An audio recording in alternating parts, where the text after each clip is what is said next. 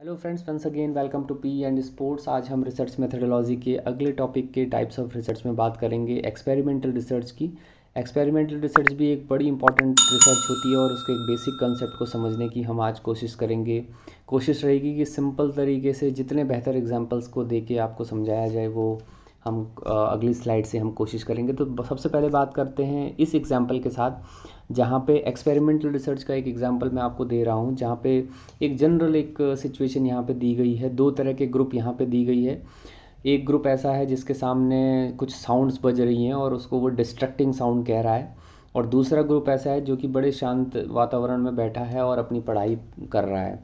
तो उस वक्त जब वो पढ़ाई कर रहा है या हम कहें कि किसी एग्ज़ाम को दे रहा है, तो दोनों में क्या फ़र्क आएगा, मतलब जो उनके टेस्ट के स्कोर्स हैं, जब इवैल्यूएशन होगा, इवैल्यूएशन के बाद वो क्या परिणाम वहाँ पे आते हैं, क्या जो डिस्ट्रैक्टिंग साउंड्स है उसका प्रभाव उनके टेस्ट के स्कोर में नज़र आता है, या जो साइलेंट एनवायरनमेंट में, हेल्दी एनवायरनमेंट में जो बच्चे बैठे हैं उनके टेस्ट स्कोर में किसी तरह का फ़र्क पड़ता है या नहीं पड़ता है। तो इस तरह की चीज़ों को हम बेसिकली एक्सपेरिमेंटल रिसर्च में देखते हैं, जहाँ पे हम दो ग्रुप्स हमेशा रखते हैं। एक ग्रुप ऐसा जिसमें हम उस इंडिपेंडेंट वेरिएबल, इंडिपेंडेंट का मतलब वो वेरिएबल जिसकी जो किसी और पे डिपेंड नहीं कर रहा, और जो वेरिएबल डिपेंड करता है, जैसे यहाँ पे टेस्ट स्कोर जो है, मतलब जो बच्चे का परफॉर्मेंस है, स्टूडेंट्स का जो परफॉर्मेंस है वो डिपेंड कर रहा है उनकी एनवायरनमेंट पे, कि वो इनका एनवायरनमेंट हेल्दी है, साइलेंट है, या वो डिस्ट्रैक्टिंग साउंड उसके आसपास है। तो वो दोनों चीज़ें जो है यहाँ पे इन्फ्लुएंस करती हैं। तो डिपेंडेंट वेरिएबल, इंडिपेंडेंट वेरिएबल, दो तरह की चीज़ें यहाँ पे होती हैं, और दो ग्रुप हमेशा एक्सपेरिमेंटल रिसर्च में होते हैं। आगे हम इसको और ज़्यादा विस्तार से चर्चा करेंगे। तो सबसे पहले बात कर लेते हैं जो हम एक्सपेरिमेंटल रिसर्च की, जिसको हम लेबोरेटरी रिसर्च भी हम कहा जाता है जनरल वे में। और अगर हम बात करें एक्सपेरिमेंटल रिसर्च की, तो इसका एक मेजर जो एडवांटेज है, हम कह सकते हैं कि हम यहाँ पे ट्रीटमेंट्स को मैनिपुलेट कर पाते हैं। मतलब हम डिफरेंट अलग अलग तरह के ट्रीटमेंट ले सकते हैं। जैसे मेडिकल के फील्ड में मेडिसिन्स का जब ट्रायल होता है, तो वो ट्रायल जो है अलग अलग तरह के लोगों पे, अलग अलग तरह के डोजेज़ की क्वांटिटी पे, या हम कहते हैं अलग अलग तरह के डाइल्यूशन के हिसाब से दिया जाता है। तो वहाँ पे जो मैनिपुलेशन है वो ट्रीटमेंट में देते हैं। इसी तरह से हम रिसर्च के फील्ड में, स्टडी के एकेडमिक्स में अगर हम बात करें, तो वहाँ पे हमारा जो एक एम होता है, सबसे पहले उसको समझने की ज़रूरत है। हम एक कॉज एंड इफ़ेक्ट रिलेशनशिप की बात करते हैं, मतलब एक ऐसा प्रभाव जिसका कोई कारण होता है, और एक जो वही कारण की, उसी कारण की वजह से वो प्रभाव जो पड़ रहा है, उनके बीच जो रिलेशनशिप होती है उसको हम यहाँ पे इस्टेब्लिश करने की कोशिश करते हैं। जैसे मैंने अभी बताया था अभी पिछले एग्जाम्पल में, कि जो डिस्ट्रैक्टिंग साउंड है उसका वो कॉज अगर है, तो उसकी वजह से क्या इफ़ेक्ट उनके टेस्ट के स्कोर में होता है या नहीं होता है, ये रिलेशनशिप देखने का काम हम एक्सपेरिमेंटल रिसर्च में करते हैं। Observations under controlled conditions. अब जैसे मैंने कहा कि कंट्रोल्ड कंडीशन का मतलब हमें मालूम है कि हम एक ऐसे सिस्टम में उन सारे सब्जेक्ट्स को रखते हैं जहाँ पे हम अपने हिसाब से टेस्ट या एक्सपेरिमेंट को वहाँ पे ट्रीट करते हैं, वो या ट्रीटमेंट लगाते हैं। कि हम चाहें तो डिस्ट्रैक्टिंग साउंड को हम कितने समय के लिए रखते हैं, डिस्ट्रैक्टिंग साउंड का नेचर कैसा होगा, किस तरह से हम सब्जेक्ट को उससे डायरेक्टली इन्फ्लुएंस करवाने की कोशिश करेंगे, या मैनिपुलेशन हम अलग अलग कंडीशन में लेके आएंगे। तो एक तरह से इस तरह का ऑब्जर्वेशन हम अंडर कंट्रोल्ड कंडीशन लेके आते हैं। आगे हम अगर बात करें तो उसमें एक्सपेरिमेंटल रिसर्च में अगर हम देखें, तो at least one independent variable deliberately जो मैनिपुलेट होना चाहिए रिसर्चर के। मतलब जैसे मैंने अभी आपको बताया, इंडिपेंडेंट वेरिएबल कौन था, वहाँ पे साउंड थी। या अगर हम फिज़िकल एजुकेशन के फील्ड में बात करें, तो दो तरह के, अगर मैं कहूँ कि कोई ट्रेनिंग देने से आपके परफॉर्मेंस में इजाफा होता है, क्या कोई खिलाड़ी ऐसा है जो विदाउट ट्रेनिंग किए हुए परफॉर्म कर पाए। एक सिंपल से एग्जांपल है। तो डायरेक्टली अगर हम देखें तो ट्रेनिंग का जो ट्रेनिंग पे जो है वो डिपेंडेंट है आपकी परफॉर्मेंस, लेकिन परफॉर्मेंस पे डिपेंड नहीं होती कभी भी ट्रेनिंग। तो इसीलिए हम इंडिपेंडेंट वेरिएबल यहाँ पे देखेंगे ट्रेनिंग है, जिसको हम मैनिपुलेट करते रहते हैं, अपने हिसाब से मॉडिफाई करते हैं, जिससे कि बेहतर से बेहतर परफॉर्मेंस हम लेके आ पाएँ। तो उस तरह का मैनिपुलेशन हम डेलिबरेटली वहाँ पे इंडिपेंडेंट वेरिएबल कम से कम एक वहाँ पे होना चाहिए। दूसरा, कई बार ऐसा होता है कि जब एक्सट्रेनियस फैक्टर जो है वो कंट्रोल किया जा रहा है, कंट्रोल कर रहा है, तो वहाँ पे रिसर्चर ये प्रिज्यूम करता है कि जो डिपेंडेंट वेरिएबल है वो चेंज हो रहा है उस इंडिपेंडेंट वेरिएबल की वजह से। मतलब कॉज एंड इफ़ेक्ट की बात यहाँ पे होती है कि उस सिर्फ कारण वो है कि जो ट्रेनिंग हो रही है उसी के कारण परफॉर्मेंस में इजाफा या गिरावट आ रही है। अगर ट्रेनिंग नीचे जाती है, अच्छी ट्रेनिंग नहीं हो रही या ट्रेनिंग में मॉडिफिकेशन नहीं आए, वेरिएशन नहीं आए, हम ट्रेनिंग के जो प्रिंसिपल्स हैं उनको फॉलो नहीं करते, तो परफॉर्मेंस में कहीं ना कहीं चेंजेस आते हैं। तो ये एक तरह का हम एक तरह से वहाँ पे प्रिज्यूम करके रिसर्चर चलता है। अब हम बात करते हैं दो तरह के ग्रुप्स के बारे में जो बार बार एक्सपेरिमेंटल रिसर्च में आती है। अगर हम जनरली किसी स्टडी की बात करें तो हम एक सैम्पल साइज़ लेके, मतलब पॉपुलेशन से भी एक सैम्पल साइज़ लेके आते हैं, जिस सैम्पल पे हमें बेसिकली वो ट्रीटमेंट या हमें उन पर वो स्टडी करनी होती है। तो एक्सपेरिमेंटल रिसर्च में दो तरह के सैम्पल साइज़ से हम ग्रुप को डिवाइड कर लेते हैं। एक ग्रुप ऐसा होता है जो एक्सपेरिमेंटल ग्रुप होता है जिसमें हम ट्रीटमेंट देते हैं, और एक ग्रुप ऐसा होता है कंट्रोल ग्रुप। हम कहने को वो कंट्रोल है लेकिन बेसिकली वो हमारे बियॉन्ड द कंट्रोल होता है। मतलब हम उसको एक ऐसे सिस्टम में छोड़ देते हैं कि वो हमारे ट्रीटमेंट का हिस्सा नहीं होता, वो बिल्कुल फ्री एक तरह से होता है। तो हम देखें अक्सर एक्सपेरिमेंटल ग्रुप को तो एक तरह से हम कई बार इसको प्रोडक्ट यूज़र भी बोला जाता है। प्रोडक्ट यूज़र मतलब जिसको हम ट्रीटमेंट दे रहे हैं, जिसको हम अपने हिसाब से जिस इंडिपेंडेंट वेरिएबल को हम मैनिपुलेट करने की कोशिश करते हैं। तो group of subject expose to the experimental treatment, जिन पे एक्सपेरिमेंट किया जा रहा है, प्रोडक्ट यूज़र या एक्सपेरिमेंटल ग्रुप वो कहलाता है। साथ ही साथ कंट्रोल ग्रुप को अगर देखें तो नॉन प्रोडक्ट यूज़र, मतलब it is a similar to experimental group except that they do not receive a treatment and experiment, या हम कहें कि non product user control group को कहा जाता है जहाँ पे किसी भी तरह का ट्रीटमेंट उसको एक्सपेरिमेंट के तौर पे नहीं दिया जाता।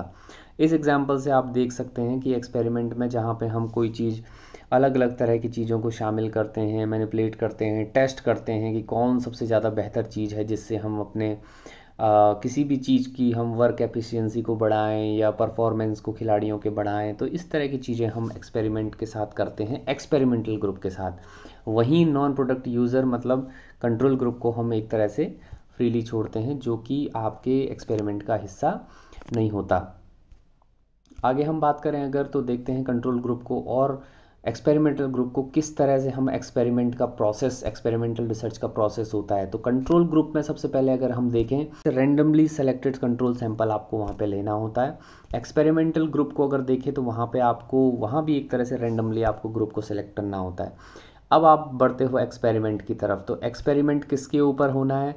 सबसे पहले आप एडमिनिस्टर प्री टेस्ट, मतलब जो कंट्रोल ग्रुप है उसके ऊपर एक आप प्री टेस्ट लगाते हो, और जो आप एसेस करना चाहते हो, मतलब जो जिस चीज़ का प्रभाव आप देखना चाहते हो उस प्रभाव को एसेस वहीं कर लेते हो, इवैल्यूएट वहीं कर लेते हो। मतलब अगर मैं कहूँ कि किसी खिलाड़ी के फिटनेस को, अगर परफॉर्मेंस को अगर हम बढ़ाना चाहते हैं किसी training pattern, particular training pattern को लगाते हुए का एक्सपेरिमेंट को सोचते हुए, तो वहाँ पे सबसे पहले हमें कंट्रोल ग्रुप के सैंपल से भी उन खिलाड़ियों को जिन पे हम एक्सपेरिमेंट नहीं करने वाले उनका परफॉर्मेंस हम यहाँ पे एसेस कर दे रहे हैं, मतलब प्री टेस्ट हम एक तरह से कर देते हैं। एक्सपेरिमेंटल ग्रुप में भी सेम होता है, जिन खिलाड़ियों को हम टेस्ट करने वाले हैं, जिन पे एक्सपेरिमेंट करने वाले हैं, उनको भी हमें प्री टेस्ट एडमिनिस्टर उनके ऊपर भी करना होता है। उसके बाद सेम स्टैंडर्ड ट्रीटमेंट जो है हमें उनको जारी रखना है, किसी भी तरह का हम उन पे टेस्टिंग नहीं करने वाले। लेकिन एक्सपेरिमेंटल ग्रुप में थोड़ा सा यहाँ पर डिफरेंस होता है अगले स्टेप में, जहाँ पे आप अब क्या करते हैं, न्यू ट्रीटमेंट को एक्सपेरिमेंट करते हो। मतलब जो आप अब न्यू ट्रेनिंग पैटर्न को जो आप इन्वॉल्व करना चाहते हो, इंक्लूड करना चाहते हो, उसे आप वहाँ पे एज ए टेस्ट या जो ट्रीटमेंट है उस तरह से एडमिनिस्टर करते हो। अब अगली बात फिर से, अब बात आती है पोस्ट टेस्ट की। जो परफॉर्मेंस आपने खिलाड़ियों की उस वक्त ली थी, अब आपको क्या करना है, दोबारा उस पोस्ट टेस्ट को लेना है। और जब आप टेस्ट एक्सपेरिमेंटल ग्रुप के साथ जब आप टेस्ट लगा लेते हो, डिफरेंट ट्रीटमेंट कर लेते हो, उसके बाद एक बार फिर आपको पोस्ट टेस्ट से उनकी परफॉर्मेंस को एक तरह से इवेल्यूट कर लेना है या एसेस कर लेना है। अब आप देखते हो कि what is the comparison between both the groups, मतलब कंट्रोल ग्रुप की जो परफॉर्मेंस है उन खिलाड़ियों की और एक्सपेरिमेंटल ग्रुप में जिनको आपने ट्रीटमेंट दिया उस पर्टिकुलर ट्रेनिंग पैटर्न का, क्या उन दोनों की तुलना में जब आप तुलना करते हैं तो क्या फ़र्क नज़र आता है। अगर फ़र्क नज़र आता है तो आप कहते हैं कि ये फ़र्क जो है हमारे ट्रीटमेंट की वजह से, मतलब वो ट्रेनिंग जो पैटर्न है उसकी वजह से हो रहा है। और अगर फ़र्क नज़र नहीं आता, मतलब सेम लगभग होता है, इट मीन्स हम कहते हैं कि इसका कारण जो है वो हो सकता है कि ट्रेनिंग पैटर्न हमारा बहुत ज़्यादा बेहतर नहीं है या हमें उसको और मॉडिफाई करने की ज़रूरत है। तो इस तरह की चीज़ें आप एक प्रोसेस के तौर पे मैंने इसको बताने की आपको कोशिश की है। अगला एग्जांपल अगर हम देखें तो टीचिंग मेथड, अगर हम modern education versus traditional education की अगर हम बात करें तो दोनों की तुलना को अगर देखेंगे आप, तो मॉडर्न एजुकेशन को जब आप इन्वॉल्व करते हो, डिफरेंट टाइप के गैजेट्स आप इनसे इन्वॉल्व करते हो और तब देखते हो कि बच्चों के जो टेस्ट में स्कोर आ रहे हैं या जो रिज़ल्ट में जो फ़र्क आ रहा है उसमें क्या फ़र्क है, उस तो वो सारे टीचिंग एड्स और टीचिंग गैजेट्स को यूज़ करते हुए। तो ट्रेडिशनल एजुकेशन के जो बच्चे हैं उनको अलग, और जो मॉडर्न एजुकेशन के जो गैजेट्स के साथ पढ़ाई करते हैं उनकी मदद से आपने जिनको पढ़ाया है, उन दोनों की तुलना में आप देखते हो कि रिज़ल्ट किसका बेहतर है, और वही आपका ट्रीटमेंट बेसिकली वहाँ पे होता है। आपने इस तरह की एक और पेवलोव की जो थ्योरी देखी होगी, उसमें भी आपने लर्निंग थ्योरी में आपने देखा होगा कि जो रिस्पॉन्सेज हैं, मतलब जो सलाइवा है वो उसको खाने की वजह से हो रहा है, तो ये भी उन्होंने एक तरह से कॉज एंड इफ़ेक्ट को भी वहाँ पे इस्टेब्लिश करने की कोशिश की थी। तो ये भी एक बड़ा कारण है। अगर हम फिज़िकल एजुकेशन के कुछ एग्जाम्पल्स को लें तो पहला अगर हम देखें कि effect of psychological factor on sports performance. अगर साइकोलॉजिकल फैक्टर्स यहाँ पे क्या है, इंडिपेंडेंट वेरिएबल है, और उसके कारण जो होने वाला परफॉर्मेंस है, स्पोर्ट्स में परफॉर्मेंस होगा, वो डिपेंडेंट वेरिएबल है। तो उसके इफ़ेक्ट को अगर हम देखना चाहें तो वह यहाँ पे एक एग्जांपल आपको मिलता है।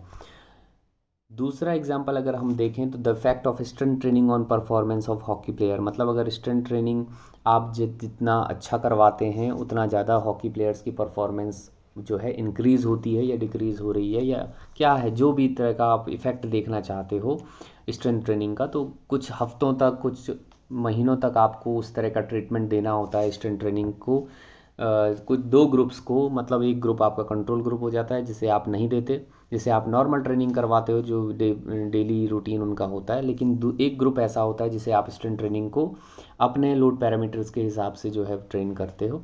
तब आप देखते हो कि पोस्ट टेस्ट में जो है उनका परफॉर्मेंस किस तरह से नज़र आता है। तो ये एक इफ़ेक्ट जो है वो आपको इस तरह के एग्जांपल्स में भी कॉज एंड इफेक्ट इस्टेब्लिशमेंट में मिलता है। Effect of strengthening exercises on knee osteoarthritis. Osteoarthritis जो एक कह सकते हैं कि जो प्रॉब्लम, नी का प्रॉब्लम है, उसको रिजॉल्व करने में स्ट्रेंथ एक्सरसाइजेज कितना इफ़ेक्टिव है, अगर इसको आप देखना चाह रहे हो तो यहाँ भी स्ट्रेंथनिंग एक्सरसाइज आपके लिए इंडिपेंडेंट वेरिएबल है, जिसका सीधा इफेक्ट आपके नी के ऑस्टियोआर्थराइटिस में हो रहा है या नहीं हो रहा है, इसके इफेक्ट को भी आप कंट्रोल ग्रुप और एक्सपेरिमेंटल ग्रुप बांट के देख सकते हो। Effect of flexibility on athletics performance. Flexibility बढ़ाने से एथलेटिक परफॉर्मेंस बढ़ती है या नहीं, जितने खिलाड़ी फ्लेक्सिबल होंगे क्या उससे परफॉर्मेंस बढ़ता है या नहीं बढ़ता, उसका इफेक्ट को भी देखने को मिलता है। तो जहाँ भी कॉज एंड इफ़ेक्ट की बात होती है वहाँ एक्सपेरिमेंटल रिसर्च की हमेशा बात होगी, ये आपको ध्यान रखना है।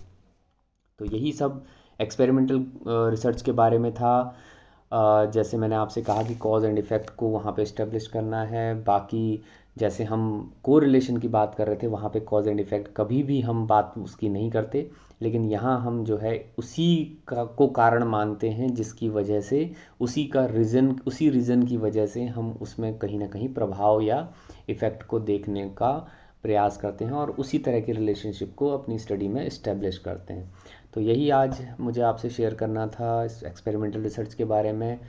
आगे भी आपसे इसी तरह के टॉपिक्स पे बात करेंगे, और कोई टॉपिक अगर आपको लगता है कि आप हमें इसमें इंक्लूड करना चाहिए, मेन टॉपिक्स को हम कवर करने की कोशिश करेंगे, तो आप ज़रूर कमेंट बॉक्स में हमें बता सकते हैं। इन वीडियोस को शेयर ज़रूर करिए जितने भी नीडी स्टूडेंट्स हैं, और चैनल को सब्सक्राइब ज़रूर करें, और लाइक, शेयर और कमेंट करना ना भूलें। Thank you so much.